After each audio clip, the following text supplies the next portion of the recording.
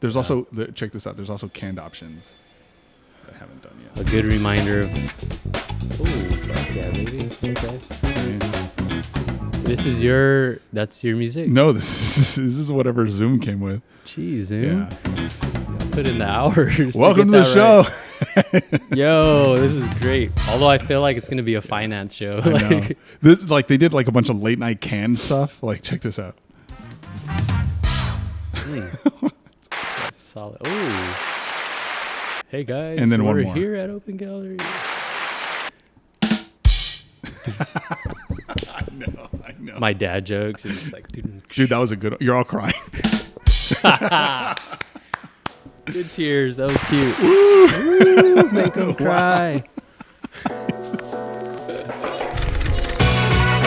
Okay, we're doing something a little different on the Creative Dad Pod. We're splitting up episodes. More daddy time for daddy. You're getting a pair of Artos Saucedo interviews this week. The co-owner and co-creator of Open Gallery in Long Beach, California, is a journeyman that shared almost half of his creative development with a son. Becoming a dad at a young age, he's navigated the highs and lows of fatherhood while on his entrepreneurial trek through the art world. In the first part of the 2 parts, we dive into the aftermath of a car accident that almost took out the entire family, the difficulties of asking for help, and the imposter syndrome that comes from the success without an institutionalized education. Life partner to Liz and father to Dylan, please welcome to the pod, Artos Saucedo. Oh man, thank you so much. Yeah, I think I'm getting emotional just hearing that already. So I think you did your job. Cool. Yeah, we make you cry in the beginning and the end. Just off the intro. Okay, cool. That's the vibe I'm going for. And we sandwich all the fun stuff inside. Okay, cool. I love it. It's an emotional roller coaster. As has been all of it. Yeah. The whole journey. So it's a long roller coaster, dude. Yeah. Whoa, welcome. Yeah, thanks. Yeah, I'm the newbie. You're the vet. No, I mean, we're in this together. Yeah, man. But also thanks for having us in the gallery. Dude, Open Gallery is phenomenal. Oh my gosh. It's the second coming of the gallery. Take 2 to be continued, where it was a rough cliffhanger. Yeah. Yeah. For but sure. We're back. Yeah. Are you proud of it? I am. I feel like I'm always in it so much that to step back and be like, oh, I'm proud of that hasn't fully crept in yet. But yeah, I'm hoping for those moments. I'm proud of like all the people that we get to work with all the time. So yeah, I could say I'm definitely proud of it. When you say people you get to work with, there's some heavy hitters in the art world. Oh man, some up and comers and very fortunate. And the future, man. Some people that have been on your walls: Shepard Fairey, Chaz Boraquez, Audrey Del Rocio, Mawal Pierre Luis, Nichos, Daryl Carey, Francisco Reyes Jr., Olivia Sawa, MJ Lindo, Isaac Palayo, Soko Ishida, Javier Bandera, and so many more. Sweet. That's a good list. You like that list? Yeah. I know I was asking you for it. Thank you. Yeah, sorry. Yeah, my texting is kind of behind schedule. Yeah. I set so many alarms for myself, like, hey, remember to do this. Right. Then those alarms come, and then I reset them for 4 hours later, and then they come again, and I'm like, oh crap, can you remind me tomorrow? Like, this is me talking to my phone, and then like, yeah, it just keeps going and going and going. But how do you even know what you're supposed to do at that time? I'll label each alarm. Okay. Like, oh, hey, set an alarm for 6 p.m. to order supplies for this and that. Yeah. So my alarm list is, it's insane. Yeah. Every so often I just have to clear all the alarms because it's just like, I don't know if my iPhone could handle this anymore. Right. Yeah. So, or you could just wait for me to text you back and be like, dude, where are these names? Knock, knock. Hey, where are you these still names? there? Yeah. Are we still on for tomorrow? Hello. Hey, dude, I'm here. Are we still on? Yeah. I'm outside. We still going to do this? Where are we doing this? No, man, but like the gallery is beautiful. The store is awesome. I'm a fan. I even bought something the last time I was here. Thank you, dude. Unfortunately, I didn't get to experience Open Gallery before. Okay. I thought you were going to say, unfortunately, a bird stole it from me on the way out. Actually, I was going to ask you for my money back. I came to return it. Yeah. Right. No, I every piece that's in here is cool. Sweet. I'm a fan of it. I wish I had more money to buy all of it or most of it. And also space to put it because yeah, same. Honestly, yeah. Yeah. I feel the same way. we get to carry so many cool things, and it's just like at some point I will be able to purchase some of this stuff myself. So I'm definitely looking forward to that. Being that this is the second coming, I'll set the table for people that don't know. There was an accident. It took out every wall in this building, literally the whole building, that caused a setback. But you've made it back. You're resilient. You, your wife, and your child made it through. It looks amazing. Everything that you're doing is amazing.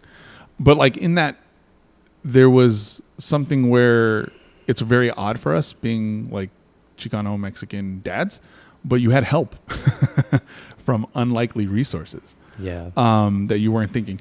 To have support from friends and the community, and also but journalists, which is kind of sort of somewhat unethical, but like not. How hard was it to accept the help, and why was it so hard? Forever grateful for that. But yeah, I think it was really hard. I don't know. I think maybe I've never seen my parents ask anyone for help. Definitely wasn't raised that way. Saw grandparents, uncles, and everyone just kind of like,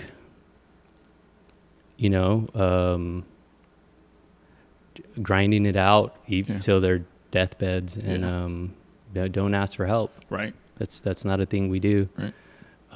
But fortunately, a couple of our friends who pulled up that night of the accident, my partner Liz happened to call up a couple of her friends that night, and they pulled up right away, and they ended up announcing the stuff that happened just to kind of like let the community know, and then they kind of set up a donation thing, and people responded really quickly. I don't think we would have been able to do that on our own. I'm very happy and grateful that they did do that, but it's tough to accept help because I don't know how I can repay these people. So do you think also that like you're bothered by it? Like, does asking for help, like you don't want to bother anybody with it? You don't want to like absolutely feel like a burden to people. I think it's in my subconscious, like, dang dude, you really asked for help, like, come on now. Like to your ego, or to like maybe it is an ego thing. I'm not sure. It's kind of like maybe, because or does asking for help show that you're not where you're at, like you're losing in a sense? Maybe it's a bit of like vulnerability and transparency to like, hey, we've been trying our ass off, but we can't quite come back from this on our own, or we didn't plan on this. We don't have the resources to bounce back from this, or like, if running a business, you'd think you'd have some savings or some like plan B's, or something just in case, like an oh shit button or a panic switch, like, all right, at least we have this to help us out during this time. But it's just been so challenging. So to maybe have to admit that like I don't have it figured out is tough. Yeah. But to be fair, where we come from, we're not taught how to have those things. Those are like business lessons. Those are, if you have extra time to do that or extra funds to do that, there's some people that can't afford insurance. There's some people that don't know how to save or can't save, because they're stuck in the system, working for other people at a very bad rate, So I don't think you should be too hard on yourself, with that. And the crappy part is we had insurance up until the month before that, but and the insurance was so damn expensive. It was insane, like over $300 a month for a couple years, and we never had to use it. And then dude, that's more than car insurance. It's insane because we wanted to ensure that we were insuring traveling in our car when we have our here and there anywhere, because if we're out in public. And so it was a pricey premium. And then they pulled out of California. A bunch of companies were pulling out of California at that time. I don't know why. Like they had the inside scoop on like some stuff gonna happen. I don't know. And then we were waiting for a new underwriter or undersigner. I forget how you say it. Underwriter. And then a couple weeks passed by because I'm neck deep in gallery activities and figuring things out. And then sure enough, something happens. But you're not at this alone. No. So, I mean, you said that your wife had ended up calling and asking for some people to help and stuff. Do you give her the credit for most of that asking for help stuff? Because it doesn't seem like you know how to ask for help. I don't. I don't know. I think she doesn't either. But I feel like she's good at having friends. Okay. Yeah. She's good at for sure, expressing what's going on and being transparent with her friends and being open and things like that. So I think her natural instinct was to hit up one of her good friends, and I give her credit for that, definitely. But yeah, I know she's not very good at asking for help either. We've talked about this. And I think if anything, it's gotten us better at realizing it's okay to ask for help, because we feel like we're always there to be asked for help by others, and whether it be fundraisers or offering our services for free to raise funds for this and that, or to help certain events look better by us maybe live printing there or something like that. So it's good to ask for help. Yeah, definitely. So I mean, this is an easy transition into this, because like you're all in on the gallery with your wife Liz. Yep. Garibaldi. What is that business dynamic like? You run it with your wife, but also you go home together, or you see each other, you're raising a child together, and you've been doing it for a while. Yeah. What is that business dynamic life like with your partner, and does that ever carry over into the family life? Yeah, it's a tough one. Gosh, we're around each other quite a bit. I think now we've gotten better at finding moments to make sure we're separating ourselves. Like you do this, like time blocking ourselves. I think time management is something we're always learning. Time management, I was like saying this morning, I'm like, everything comes down to time management. It's crazy.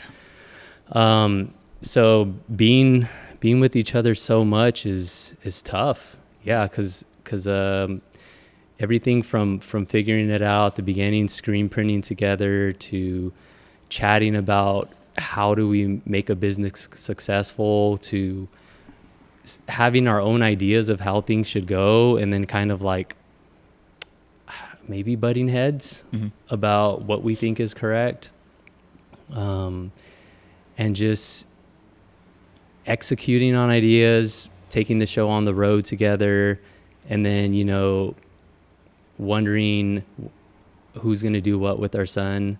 We got to take him here, we got to take him there. He has his own schedule, especially now. And then going home, and it's like, okay, it's dinner mode, it's quality time mode, trying to fit that quality time in there, because work creeps in, and it's just like, oh yeah, but did you think about getting back to this person? Have you gotten back to that person? When we're just trying to like relax and have a moment to chill. And that can be daunting. Like, I guess there's that idea of like someone is in work mode, someone's not, and somebody brings it up, and it's like, right. Yeah, that exactly. Yeah, it's just like, I'm trying to chill over here. Right. Like I don't need you to bump up my anxiety right now. Right. I'm like really into this show, so let's is it basically it's just communication? I think we've been trying to watch more shows together now. Before it was just kind of like we were always in work mode. Boom, on our laptops once we get home, doing our own little side quests, little side projects. I mean, to be fair, you did have the accident and you're trying to reopen this place, right? Yeah. So I would imagine that now you have time to invest in each other outside of work. Yeah. That's cool. We're really making a conscious effort to have to do things together, as you know, to make more memories. I think memories are underrated. Like, make your memories. That's like the thing to do. You know, it's great to see your project succeed and to bring them to life in any capacity, but to make memories is just like, it's so short. Life is insanely short. I'm talking like I'm acting like I'm 60 years old already. Yeah. But it really is. Thinking back at all the stages I watched my son, like I'd see him in bed and I'm like, he's not a little boy anymore. Or, you know, before that, oh my gosh, he's not a baby. Now he's like a boy. And now I'm like, wow, he's not a little boy anymore. He's a teenage dude. And it's usually when, like, you know, he's in bed and I come, you know, I'm just kind of looking at him like, dude, you're so big now. Yeah. It's insane. For sure. So that never ends, huh? Like I creep on my kid too, because I'm like, oh man, you're the best. I mean, that's what it is. Like, I'm like, I look in the room and I'm like, oh dude, you're so huge now. Yes, it's so cute. I love it. Just stay asleep. But I know. I love you. Yeah, it's so, they're in their majestic sleep. Yeah. It's so well, it it's is so majestic. Cool to see them. It is. There's some like it's comforting. It's nice. Yeah, I sit there and I'm like, damn, I'm so lucky. And it's also like, because if you stare at your kid while he's awake, he's like, what the fuck are you looking at, Dad? He thinks I want to fight. He starts wrestling me. Like, what? What are you looking at? I'm just like, yeah, let's that's where you're like, let's hug it out. I'll wait till you're asleep. Yeah. He's like, what? I just wanted a chest bump.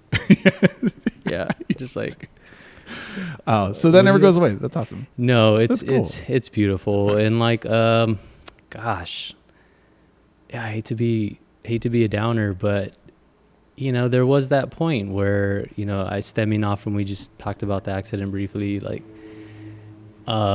looking to the left when I got out of my bed and seeing that where his bed usually is, there's a car parked with its horn going off blaringly loud and smoke everywhere. And it was just like, I'm so fucking lucky to have my son in his bed these days and to just like rub his head, you know, his hair and like, all right, good night, bud. Like, love you. And oh my gosh, it's like, I'm so fortunate for that.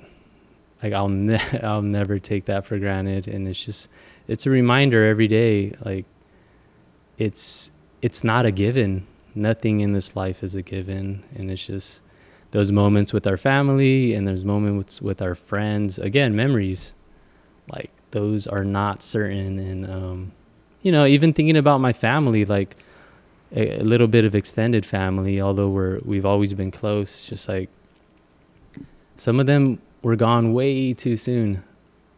And my heart's always with, you know, their brothers, their parents, their sisters. It's just like, dude, like nothing's taken for granted. Mm-hmm. Yeah, this shit's precious. At least I'm glad that you recognize that, because sometimes people just keep rolling and okay, we're back. Let's just keep going. Yeah, another day. I mean, it's easy. We all get stuck in, I don't want to say the rat race. I guess that's what it could be, but autopilot, maybe just going with the motions. Living life. Yeah, you're living life. You know, you're super busy. We're all super busy, right. and it's just like, okay, now I got to do this. Now I got to do that. Oh shoot, it's 9 p.m. Like, did I eat dinner yet?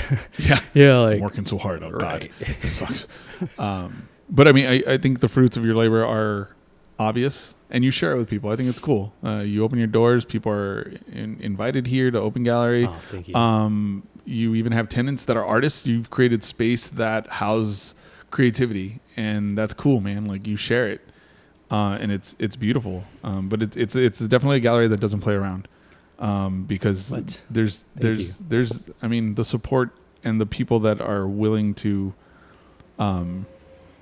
share in that journey is really cool. I mean, all the artists that come through, people from around the world that send art to be on your walls. It's impressive what you and Liz are doing, you know, the so family. Fortunate. Yeah. But yeah, it's weird that people are down to send their art from far places. Mm-hmm. That's actually been a trickier thing lately. We've been running into like customs fees like more frequently, and yeah, like one of them was $600. From where? From this was going to Spain. Oh, I don't know what happened. I'm like, this is not normal. So Yeah. I got to call UPS and like, I don't know what they're going to say, but like hidden fees and then another one before that. And I'm just like, I'm still learning so much all the time. And it's just, it's a tricky thing to navigate. I wonder, And is that some tariff bullshit or I don't know. I don't know what the service I got to look is. into that. That's pretty interesting. Yeah. What was it before? Like, how much higher has it gone in cost? That I would think would be around $100, $130. So 600% up. I don't know if there was an error on our part. I don't think so, because we've done that before. Right. Or maybe an error in their system. You know, maybe they think it's the wrong weight and they weighed it themselves and they got something wrong. So, yeah, I don't know what they're gonna say. I'm gonna call them up and be that guy. Like, let me talk to your manager. But that's like running a business, right? Like, Absolutely. Because I don't think things like that are taught in school, and you're learning things like that on the fly on your own, and that's impressive. But with you running a gallery, you've expressed the idea that like you hide the fact that you have not finished school. I mean, obviously I'm bringing it up, and you're like, oh fuck. You know, it's like a imposter syndrome, because like this place is successful. Like the people you interact with and things that you and Liz have done are I'm a dropout. amazing. Yes. Oh, gosh. Right. But you're also a dropout. It's not bad. It's impressive, because what are you taught growing up, right? Like if you drop out, you go nowhere, and you've proven that wrong. But why are you so scared of like mentioning that in the art world now? Because you weren't like that before, right? Like you used to parade it, you used to live by it. You're like, I think so. But in navigating through the creative world, why now? Why now that you're older? Why now? Gosh, I don't know why now. I think, well, I probably do see a lot of people in the space that have their amazing degrees and stuff like that. And let's build that tier. Okay. What is an amazing degree? Somebody that went to art school, went fine art. Absolutely. Anything they've accomplished, any certificate, degree. An institutionalized finishing. Yeah, they did it. Yeah. Okay. It's cool. That is an accomplishment on its own. Absolutely. Yes. We're not knocking that. We're just setting the bar. Yes. So, major props. And I didn't achieve that. And partly because I dropped out. I had so many ideas of how to approach things on my own, and they took me on far journeys on their like far roads in different directions, like, hey, that's probably the way you should go. But my inner voice is always like, but let's just turn here. That might be the reason why I drive the way I do. Because every time I'm driving somewhere, I just start turning. And then like Liz or like other passengers would be like, dude, why are you turning? Like, this is not the street. And I'm like, I don't know. I just thought I had to turn. But so I always tend to like just take a random. It's really off the beaten path. It's off the beaten path, I guess. Right. And I guess that's always appealed to me, maybe. Huh. Okay. I don't know why. I do know that I have this freaking innate rebellion that's been with me my whole life, as far as I can remember. And I never knew where it came from. I didn't know it wasn't normal. Oh. I don't know. Maybe a lot of people have that too. Maybe it is normal. But I've just always had this strong, like, when things are supposed to be done this way, now I have to do them the opposite way. Right. I don't know why. But it's freedom. Is it freedom? Yeah. Think about it. You did that with your education. I'm with you in that. I dropped off. I dropped out as well. But I have a career like I did finish school. So, nice. Is it a bad thing? Good job. No, thank you. It's not easy. Yeah. No. Mm-mm. But also, that rebellion against institutionalized establishments, it's not for everybody. It's not. I mean, for me, it was just speed. Like, how why am I going the same speed as everybody else if I can go faster and go do something else that I can? I think it's just, for me, I think it's value of time. And if I'm not valuing my time, then I'm wasting it, right? So if I'm going at the speed of someone that is barely learning, for instance, to mix audio, I already know how to do that. Okay. I want to go learn something else in this audio class. I don't want to wait and waste my time doing this because I already know it. And at like an expert level, you know, like 10,000 hours on this, I don't need to do this. But to say I got this piece of paper, I have to endure it. Yeah. Okay. Right. Whatever. But when I was younger, I was like, nah, I have the energy to go do these other things and learn at my level and You my know what? speed. That makes sense. And dip out. Okay. But also there's the idea of exploring. Right. I want to explore something different. What if I'm tired of this and I don't want to do it anymore? I love exploring. Right. I mean, that's why you take that left when you're incredible. supposed to go straight. Absolutely. You know? You're like, oh, well, there's these trees over here. Yeah. I like going through.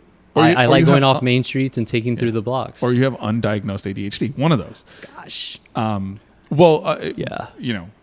I don't know. I think I should get checked up once in a while. Nah. I mean, I did. I mean, I used to say this all the time, and my wife would always fight me. She's like, I think you have characteristics of ADHD, but I don't think you have ADHD. And I was like, okay, whatever. Okay. You don't know. Yeah. And I used to use that as a crutch. I'm like, I'm a creative. My attention is supposed to be everywhere. Yeah. But I'm trying to dial that back. Yeah. Yep. Well, when I do go to therapy and I do get it checked out, when I do go to therapy, I did ask. I was like, hey, do I have ADHD? And they're like, no, you're an idiot. I was like, cool. Well, what do I have? No, you're just an idiot. Yeah. Oh, no, they didn't say that. No. But like, it's the idea of just me being wrong. Okay, well then fine. What is it? And it turns out that I just suffer from a minor stint with anxiety. Oh, And anxiety. now Oh it's, my gosh. And once it's balanced out, it's like night and day now. It's so crazy. Cause like, I'm gonna ask next time if this is normal Yeah, when I go to therapy. yeah. Check on that stuff. You never know. But anxiety is like, okay, that's interesting to know that you battle with that too. I wonder if everyone battles with it. Well, Probably, right? You got to remember, like coming up, any idea of going to therapy or having to use antidepressants, and you use those keywords in your family, everybody's like, like I remember I was FaceTiming with my mom and my sister, gosh. and I hadn't told them. I didn't tell anybody. Yeah. What? Yeah. We're not crazy. That's the look that they gave me when I told them. It's like, that's a crazy thing to say. Yeah. Thanks, Mom. Yeah. Right. Exactly. Like, what's wrong with you? Yeah. And then when I said I was on antidepressants, they were like, what are you taking? How much of it are you taking?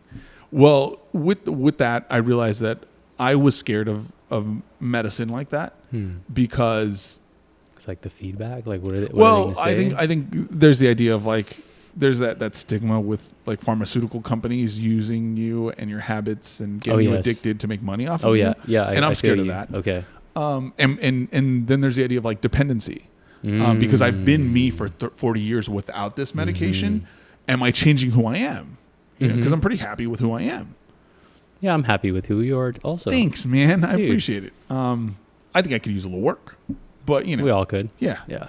That's why we're here today. Right. But when you realize like, oh, it doesn't necessarily completely change who you are. For me, it makes it easier to be who you are. To be who I am. And I adore that so much. I'm more productive. Great way to look at it. Okay. I'm in school. I'm locked in. I adore it. Locked in, baby. Promoting business. I brought back the podcast. Look at you. And I love it. You know? And I look back at the way my mom and my sister looked, and I used to have that idea too about like how they looked at you. Okay. Therapy. Something's wrong with you. You're sick. And I remember thinking about that too when I was younger. I'm like, oh man, that person's on antidepressants. Or that word, you're sick. It's a stigma. That's rough. Right. Yeah. So, but now that I know that, seeing others in my family just internalize the crap out of everything. Yeah. I'm like, gosh, that's right. Like you guys went, males in my family, you guys lived your whole life thus far, internalizing all that stuff. Gosh, I don't know how you did it. And then going to work every single day, 9 to 5, just with that stuff on your shoulders is just like, I want to be like, that's an incredible feat, because it is, but at the same time, it's just like, like let that burden off, like unload it a little bit onto. Well, they did with alcohol. They did with That's true. substances. Vices. Yeah, they did. They let it go, and that's just. I mean, that's what they had. You know, like you didn't know that you could go to therapy. You know, like, and also there was the idea that you don't go to therapy. You know, there was coping. You know what? So much coping. Yeah. Oh my gosh! Everywhere around me, Mm-hmm. I hate to think about that, but all I've seen is coping. Growing up, that sucks. Well, you started going to therapy after the accident here, right? Are there changes that you saw that didn't involve the car accident, but you unlocked some other pieces of yourself that you didn't know were there? I do therapy every other week. I don't feel like I've gotten deep enough yet to dabble into past things that have been troubling me, but I feel like I'm getting there. Right. But because at first it was mostly about like the PTSD we've been dealing with, and that lingers around. But yeah, hopefully I do get to those stages, because there's you bringing that up. I'm like, holy crap. Like there's so many people around me that don't know how to deal with the pressures of daily life. And what do you do in your free time, or being productive when you're not working for someone else, or being happy with just being in the freaking moment in quiet, just with your own brain.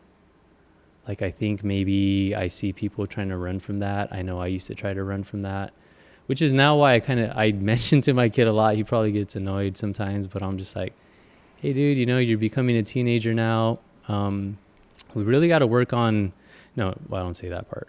I'm like, maybe you should consider like figuring out how to quiet your brain and just breathe it out once in a while.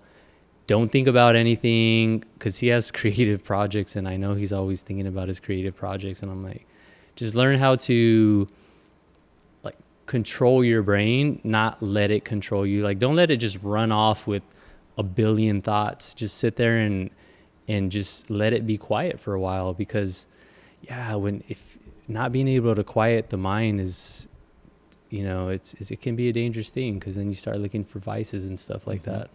Yeah. Yeah. I could say that you're hitting a point where I used to have sleep problems, and I used to think I would always want to get things done whenever they came up, right? And the time that I was able to rest my brain, those ideas came up, like, oh man, I got to email those people. I feel that, because the whole day I've been working or being creative or whatever. And the only time that my brain rests is when I'm about to go to bed. Okay. So I would worry about a bunch of shit that I shouldn't be before I go to bed. Or I would wake up in the middle of the night to, use the restroom, or I heard something, whatever. And then those thoughts would intrude. And then I couldn't go back to sleep because I'm worried about having to email this person. That's not going to respond at 4 o'clock in the morning. They're going to respond at like 8 or 9. But I couldn't tell myself, dude, to worry about this in the morning. Absolutely. But now, to know that it stems from anxiety is so empowering, because like now I can wait and say, hey, okay, I'm just going to sleep. I'm going to worry about this later. It's great. Right. And then you'll probably have better ideas when you wake up. Right. With a fresh perspective. Right. Yeah. Right. I think I've been like that with projects where I'm unable to step away from them because I don't feel like we reached the stopping point. And I'll like be so freaking bummed out or frustrated, and I know Liz can testify to this. And then, the next day, I sucked it up, went to sleep, called it for the night, went to sleep. The next day, I had like a whole new perspective. Like, dude, what were you worrying about? Yeah, you needed that rest to jump back into this project. So that's something I'm learning. Yeah. I love that though, because it's like. It's like maturing creatively. Is that what maturing is? Yeah. is this what your we're doing? Thought process. Okay. Yeah. Well, I love that grind of like locking in, like that flow state. And Ooh, it's a beautiful thing. Yeah. Just to go. Yes. And then step back and be like, that took how long? That's a vice in itself. Yeah, it is. But that's what I was afraid of losing. A good vice. If I were to do antidepressants or Ritalin or Adderall or anything like that, because I like I did Adderall without being prescribed and I loved it, but I hated it because I used to get headaches and I'm like, do I really need this thing? Like afterwards, right? Yeah. Okay. So do I really need this? So I didn't like it. I was like, okay, well, I mean, I have the Connect, but I don't want it. The Connect, yeah. You know. Do you feel like you lost that? That flow state? No, right? Yeah. Not at all. If anything, it's better. Perfect. Because I'm sleeping more. I can dial it back when I need to. And also I'm learning how to juggle like raising a kid and spending time with my wife and leaving that creative space. Oh, and going to school and running the business and then doing the creative part. Oh my gosh. Right? But like, it sounds like it's a lot. Crazy juggle. But I love it. I can't not do it. How do you do it? You know what? Partitioning time, knowing when my peaks are and when, So like I learned that those first 4 hours after I drop off my kid at school, which is around 8:39. Okay. I have 5 hours. Okay. To do like what I do. Clock's ticking. Go. Yeah. Like it's like, okay, cool. I got to worry about the business. Boom, boom, boom. Oh, I got to edit this photo. Boom, boom, boom, boom. Okay. I need to edit this video a little bit. Boom, boom, boom. And I'll jump between projects within those 5 hours. But by 2:00, I am burned out. I need to go take a nap or do something. It's a lot of brain juice. Yeah.